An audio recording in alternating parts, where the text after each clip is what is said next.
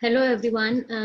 Today's topic is genetically modified foods, or they are also called as bioengineered foods or the transgenics, because these are artificially produced in the labs by using various genetic engineering techniques. So it is also they are known as genetically modified foods or the transgenics.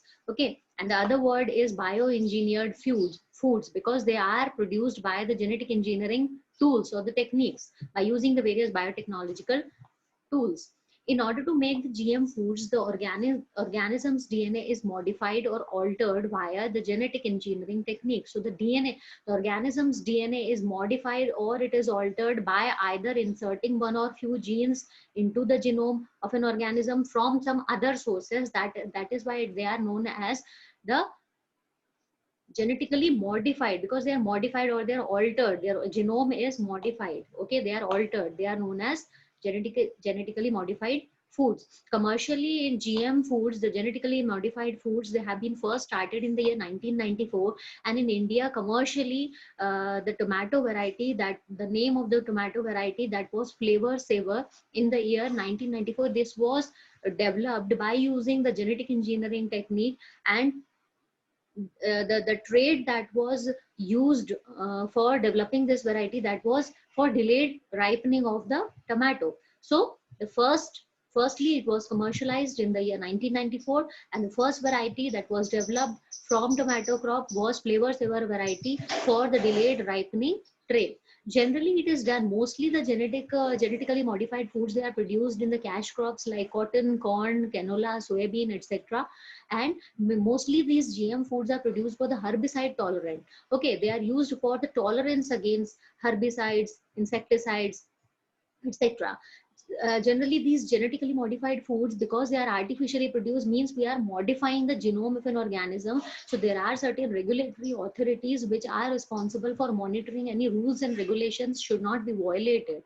Okay, so otherwise they can be hazardous. So the committee that is responsible for this is so this GM foods, they are regulated by the ministry, that is MHLW, that is Ministry of Health, Labor and Welfare Technique Committee. MHLW is the committee which is responsible for the regulations of the GM foods.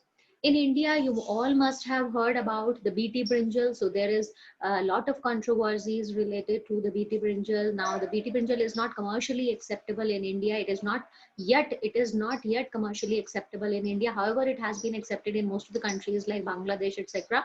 So most of the GM foods, they are developed for herbicide tolerance, as I've already told. So BT brinjal, talking about the BT brinjal, BT brinjal, here the gene that has been introduced in the BT brinjal, that is extracted from the soil bacterium, that is Bacillus thuringiensis, and that is the Cry1AC protein, is mainly responsible for the stem borer and the fruit borer. That is, this disease is mainly for this BT brinjal was developed against the BT, against the stem borer, that is a fruit borer also.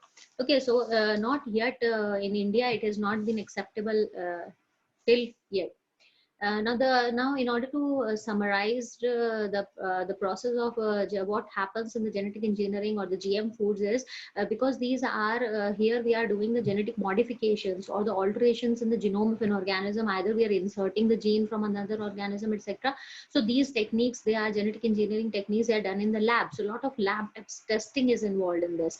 The genetic modification, what is exactly the genetic modification that the scientists do in order to develop these BT or the GM foods is, one or more genes of an organism is inserted or it is deleted in another organism. Means from one genome the gene is extracted, and the other genome it is inserted into the genome of another organism.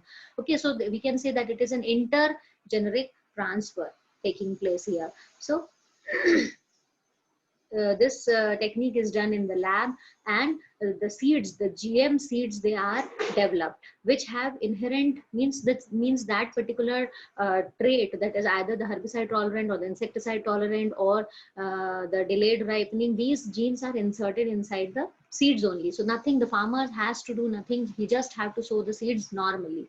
Now, as you all must have known that any, if we go into any of the techniques, there are certain advantages and disadvantages. So looking into the bt into this gm foods, advantages of the genetically modified foods are, most of the gm foods, they are resistant to insect and pest. They are developed to have the inherent this resistance against the insect and pest. So there is insecticides and fungicides, they are used on the plants. So generally the farmers, they spray the insecticides and fungicides on the plants. But if the seeds, if already there is insecticide and fungicide tolerant inside the seeds, then the farmers don't have to do the anything. So we are developing these GM foods for herbicide and insecticide fungicide tolerant. GM foods are more strong to the normal food. They are compared, if we compare the GM foods with the normal foods, the GM foods are, they are more stress tolerant, means they grow well in the stress conditions. If there is drought resistance, if there is salinity resistance, so they grow well in the stress conditions. And if we look into the yield point of view, the GM foods, they have higher yield compared to the normal production or the productivity levels. They are environmental protection also. They also give the environmental protection. GM foods are developed by, and since we all know that the GM foods are developed by inserting those genes which are stress tolerant. So the plants, in a way, we are protecting the plants during to fight against the stress conditions. Okay, so they have better stress tolerant capacity. And in the GM foods, that the time taken for the production to the product is also very less compared to the normal food.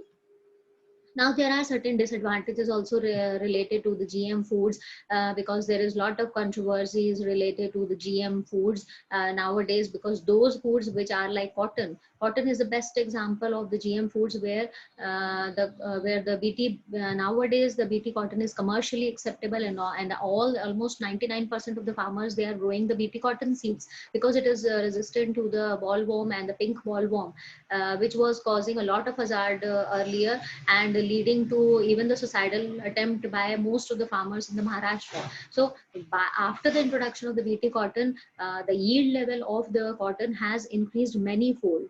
Okay, so this is one of the best example of the BT or the BT food or the BT crops. Now, according to, if we look into certain disadvantages of the BT or the GM foods or the genetically modified foods, according to Brown University, this is a university which they have done certain studies. So they concluded that there are certain allergic reactions in humans. Okay, so because after a certain period of time, if the humans continuously consume these GM foods, then there are certain allergic proteins, because the genes are inserted from the outside sources. So there are chances that these genes, they give rise to allergic proteins. So they may cause allergic reaction in the human. So it may be hazardous for the health point of view. Second point is the GM crops, they are not 100% environmentally friendly. Third is lower level of biodiversity. Now, this is one of the most important drawback of the GM foods, that compared to the local land races, where there is large amount of the biodiversity or the genetic diversity which is present in the local land races. But if we see the GM foods, here we can control only one character at a time. There is, over a period of time, there is not much of the genetic changes that takes place in the GM foods. Fourth is not fully safe to eat. Because again, this point is also very controversial, because now the scientists have proved that the beet or the GM foods, they are completely safe for the human consumption. But in India, it is not being commercially acceptable. Like BT brinjal is the best example. Till now, the farmers have not, or even the consumers have not accepted. But as a scientist, we should always promote the GM foods, because according to my point of view, the GM foods are completely safe, because there are a lot of studies that have been concluded that they are completely safe for the humans. So we should try to promote the GM foods. All types of GM foods cannot be used for the human consumption. So this is also one of the study where they have shown that the GM foods, they may cause allergic reactions. So they are not completely safe for the human consumption. But nowadays there are proofs that they are completely safe, because looking into the present scenario where the population is increasing day by day in many fold, and we have to feed the large number of population now. So we have to move into certain alternative ways. And like, and alongside we should also see that they are completely safe for the consumption point of view. So food supply is at risk. Generally generally it has been seen that the GM seeds, because they are produced by genetic alterations and by using various genetic engineering techniques, so the cost of the seed, cost of the seed of the GM seeds, they are comparatively on the higher side compared to the normal seeds. So all the farmers, it is not possible to afford it. Sixth point is there are also the chances for the GM foods that there are certain diseases also can be found. Okay, because we are introducing the genes from the outside source, from the another organisms, Unusual test is also involved because a lot of testing is also involved in order to develop the GM food or the seeds. And eighth point is there is also the chances of cross pollination also. In the GM foods, there are also chances of cross pollination can also occur. So here I would like to conclude the topic, today's topic of the genetically modified food. See you in the next